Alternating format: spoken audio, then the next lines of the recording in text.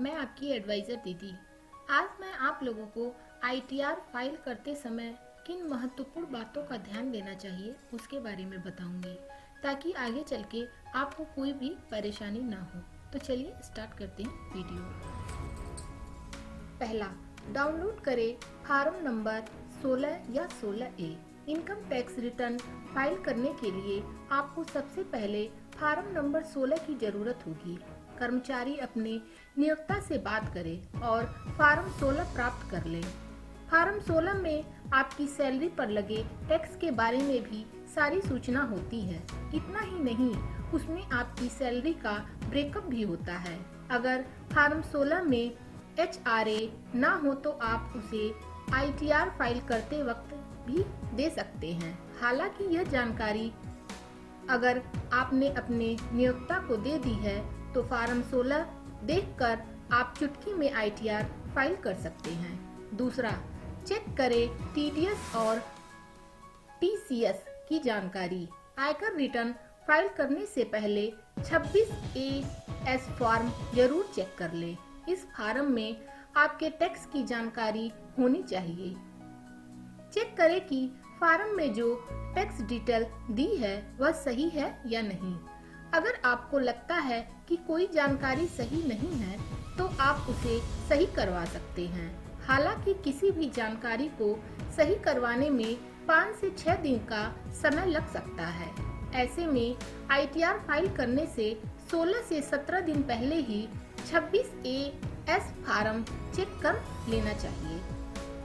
तीसरा, AIS form में income और TDS CTS डिटेल चेक करें। फॉर्म 26AS चेक कर लेने के बाद उसको AIS फॉर्म के साथ इसका मिलान जरूर करा लेना चाहिए। AIS फॉर्म में यह सारी जानकारी होती है कि आपने साल भर में कौन कौन से ट्रांजैक्शन की है। इसमें ये दिया होता है कि आपको सैलरी, रेंट, ब्याज आदि से कहां से कितनी इनकम हुई है और आपने इस बीच क्या क्या बेचा है। अगर आपको लगे कि कोई ट्रांजैक्शन छूट गया है तो उसे ITR फाइल करते वक्त जरूर बता दें। ITR भरते वक्त यह जरूरी होता है कि आप बिल्कुल सही जानकारी दें। चौथा, क्रिप्टो से कमाई। आयकर रिटर्न भरते समय आपको क्रिप्टो असेट से होने वाली कमाई की घोषणा भी करनी चाहिए। क्रिप्टो पर इस साल के बजट में 30% टैक्स लगाने की घोषणा की गई है। ऐसे में अभी ITR फाइल करते समय ये टैक्स नहीं लगेगा, लेकिन जानकार मानते हैं कि इस बार भी 30% टैक्स देकर खुद को सुरक्षित करना बेहतर है। तो अगर आपने भी क्रिप्टो में पैसा लगाया है तो उसकी घोषणा जरूर करें और टैक्स भी भरें। पांचवा, जमा पर मिला ब्याज। अधिकांश करदाता अपनी अन्य स्रोतों से हुई आय को रिपोर्ट नहीं करते हैं। इसमें ब्याज से हुई आय भी शामिल होती है। ध्यान रहे कि आपको बैंक डिपॉजिट या किसी अन्य योजना में डिपॉजिट से जो भी आय मिलती है उसे आपको ITR फाइल करते वक्त बताना जरूरी होता है। अगर आपको कोई कंफ्यूजन हो तो आप AIS फॉर्म भी देख सकते हैं। इसमें इसकी जानकारी मिल जाएगी। उस फॉर्म में आपके पैन से जुड़ी हर ट्रांजैक्शन का पूरा रिकॉर्ड होता है। Number 6, capital gain statement form शामिल करें। अगर आपने स्टॉक्स या म्यूचुअल फंड में निवेश किया है तो आपको कैपिटल गेन स्टेटमेंट भी हासिल कर लेना जरूरी है। 1 लाख रुपए से अधिक के लॉन्ग टर्म गेन पर 10% टैक्स लगता है। वहीं दूसरी ओर 60 टर्म कैपिटल गेन पर 15% टैक्स लगता है।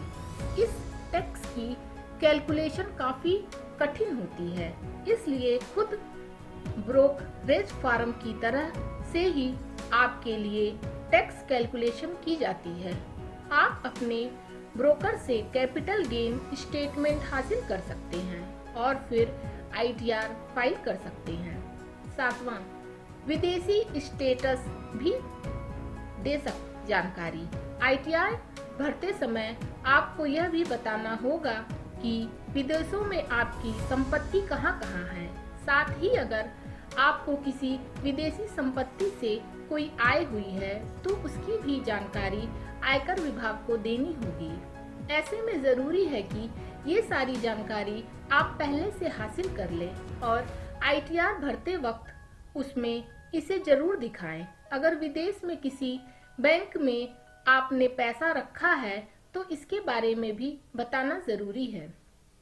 8वां, फाइनल फार्म में चेक करें डिडक्शन और छूट। जब आप ITR फार्म में सारी जानकारी भर लें तो उसे एक बार जरूर चेक कर लें। जल्दबाजी में टैक्स रिटर्न फाइल ना करें। अब आयकर रिटर्न फॉर्म पहले ही तुलना में बहुत आसान हो गया है और उनमें बहुत सारी जानकारी पहले से ही भरी रहती है। हालांकि कई जानकारियां होती हैं जो फार्म में नहीं होती और उन्हें चेक करना भी आसान नहीं होता। ऐसे में आप किसी टैक्स एक्सपर्ट की भी मदद ले सकते हैं।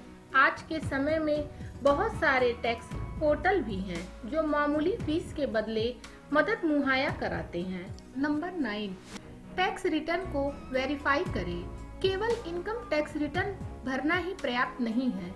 ITR भरने के बाद जिसका वेरिफिकेशन करना भी जरूरी है। किसी भी टैक्स पेयर की ITR फाइल करने की प्रोसेस तब तक पूरी नहीं मानी जाती जब तक कि वह अपने भरे हुए ITR का वेरिफिकेशन ना करा ले। कोई भी व्यक्ति 6 तरीके की मदद से ITR को वेरीफाई कर सकता है।